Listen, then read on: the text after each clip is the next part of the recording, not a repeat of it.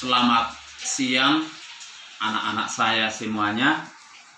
Saya Bapak P. Simbolon, guru PPKN untuk kelas MIA IPA 1, kelas MIA IPA 2, dan kelas Ilmu Sosial 1. Saat ini Bapak akan memberikan pelajaran kita bab yang pertama, nilai-nilai Pancasila dalam penyelenggaraan pemerintahan negara. Topik pada saat ini, materinya nanti saya buat juga dalam bentuk PowerPoint. Jadi anak-anak saya bisa membuka di PowerPoint yang Bapak kirimkan nanti. Dalam hal ini, pertemuan pertama ini dengan topik kekuasaan negara. Kekuasaan adalah kemampuan atau kekuatan untuk mempengaruhi seseorang atau sekelompok orang.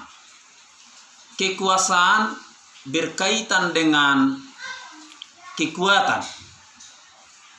Negara memiliki kekuasaan, di mana negara memiliki kekuatan untuk memaksa seluruh warganya untuk bisa diperintah. Itulah kekuasaan. Bisa memaksa negara memiliki alat, yaitu negara memiliki tentara dan negara memiliki polisi untuk semua tunduk kepada Undang-Undang Dasar 1945. Di dunia ini ada dua ahli yang membuat kekuasaan, yang memberikan pendapat tentang kekuasaan. Yang pertama, John Locke. Dia mengatakan kekuasaan itu dibagi atas 3. 1, kekuasaan legislatif, yaitu kekuasaan membentuk undang-undang. Kedua, kekuasaan eksekutif, yaitu kekuasaan untuk melaksanakan undang-undang dan mengadili kesalahan atas undang-undang, atas pelanggaran undang-undang. Dan yang ketiga, kekuasaan federatif, yaitu kekuasaan untuk melaksanakan hubungan dengan luar negeri. Yang kedua, Montesquieu, yang sering disebut dengan teori trias politika. 3 kekuasaan yang terpisah.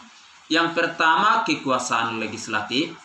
Itu adalah kekuasaan untuk membentuk undang-undang. Yang kedua, kekuasaan eksekutif, yaitu kekuasaan untuk melaksanakan undang-undang. Di sini masuk kekuasaan menjalin hubungan dengan luar negeri. Dan yang ketiga, kekuasaan yudikatif, yaitu kekuasaan kehakiman, kekuasaan untuk mengadili.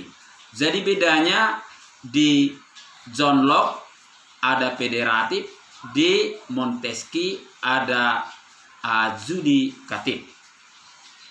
Di dunia ini ada pemisahan kekuasaan atau separation of power. Ada pembagian kekuasaan atau distribution of power. Yang pemisahan kekuasaan banyak mengikuti, termasuk Amerika menerapkan pemisahan kekuasaan. Di Indonesia yang kita anut bukan pemisahan, tapi pembagian kekuasaan atau distribution of power. Ya, itu yang kita anut. Pembagian kekuasaan di Indonesia dibagi atas 2. Yang pertama, pembagian kekuasaan secara horizontal, datar. Tidak ada yang lebih tinggi, tidak ada yang lebih rendah, tapi semua mereka bersama-sama, hanya dibagi tapi ada koordinasi. Yang kedua, pembagian kekuasaan secara vertikal. Vertikal, dari atas ke bawah, dari bawah ke atas. Yang pertama, pembagian kekuasaan secara horizontal ada 6. Yang pertama, kekuasaan konstitutif, konstitusi. Ini dipegang oleh MPR. Yang kedua, kekuasaan eksekutif, eksekusi, melaksanakan. Ini dipegang oleh presiden, dia sebagai pemerintah. Yang ketiga, kekuasaan legislatif. Ini dipegang oleh Dewan Perwakilan Rakyat. Dan yang keempat, kekuasaan judikatif, kekuasaan peradilan atau kekuasaan kehakiman. Ini dipegang oleh Mahkamah Agung dan Mahkamah Konstitusi. Yang kelima, kekuasaan eksaminatif atau inspeksi, pemeriksa. Ini dipegang oleh Badan Pemeriksa Keuangan. Mereka ini mengaudit keuangan negara. Dan yang keenam, kekuasaan moneter, kekuasaan keuangan. Ini dipegang oleh sebuah badan yang independen, yaitu Bank Indonesia atau Bank Sentral. Yang kedua, pembagian kekuasaan secara vertikal, dari atas ke bawah. Ini adalah kekuasaan yang dimiliki pemerintah pusat, kekuasaan yang dimiliki pemerintah daerah. Pemerintah pusat ini adalah dipegang presiden, wakil presiden, kementerian negara, lembaga pemerintah pusat, non-kementerian. Mereka semua memegang ini. Dan pemerintahan daerah di bawahnya tadi itu daerah provinsi. Daerah provinsi dibagi lagi atas daerah, kabupaten, dan kota. Daerah diberi tugas azas desentralisasi. Artinya diberi wewenang kepada daerah untuk mengurus, menyelenggarakan rumah tangganya sendiri dengan koordinasi dari pusat. Ada beberapa hal yang tidak diberikan pemerintah pusat itu kepada pemerintah di daerah. Apa saja? Hubungan luar negeri itu hanya pusat yang melaksanakan itu. Yang kedua, pertahanan.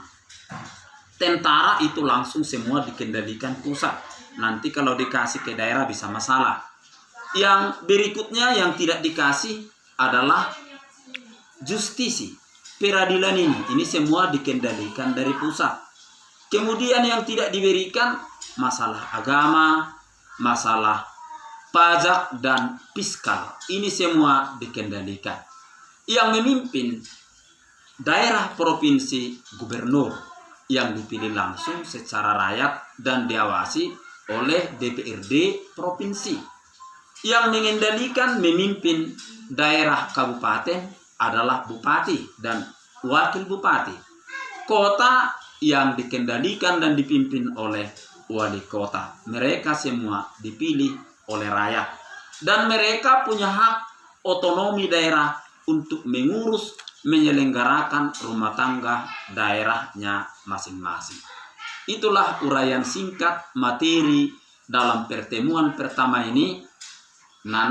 PowerPoint-nya saya share. Boleh dilihat dan bisa dicatat dari PowerPoint itu mana-mana yang penting untuk dijabarkan. Sekian dan terima kasih. Salam sehat.